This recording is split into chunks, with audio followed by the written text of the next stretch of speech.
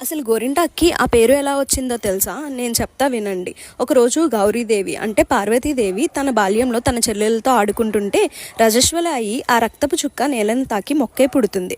అదే సమయంలో పార్వతీదేవి తండ్రి పర్వతరాజు సతీ సమేతంగా వస్తూ ఉంటారు. చూస్తుండగానే ఆ మొక్క పెద్దది అయిపోతుంది. అప్పుడు పార్వతీదేవి ఆ చెట్టు ఆకులు కోయగా చేతులు ఎర్రగా అయిపోతాయి. అయ్యో బిడ్డ చెయ్యి కందిపోయింది అనుకునే లోపే పార్వతీదేవి నాకు ఏం నొప్పి కూడా పుట్టలేదు, పైగా ఇది చాలా అందంగా అలంకరణగా ఉంది అంటుంది. అప్పుడు పర్వతరాజు ఇకపై స్త్రీ అలంకరణకు చిహ్నంగా ఈ ఆకు మానవ లోకంలో ప్రసిద్ధం అవుతుంది. స్త్రీల గర్భాశయ దోషాలను తొలగిస్తుంది. దాని వర్ణం వలన అలంకారానికి వస్తువుగా వాడబడుతుంది అంటాడు. అదే ఈ చెట్టు జన్మకు సార్థకత అని పలుకుతాడు. అప్పుడు గౌరీతో సహా అందరూ ఈ చెట్టు పసరుతో చేతులు కాళ్ళు అలంకరించుకుంటారు. ఆషాఢమాసంలో గౌరీదేవి తన తల్లిగారి ఇంటికి వచ్చినప్పుడు తప్పక పెట్టుకోవాలి అని ఆ చెట్టు కోరింది అంట. అందుకే ఆ విధంగా గౌరీ ఇంటి ఆకు కాస్త గోరింటాకు అయింది.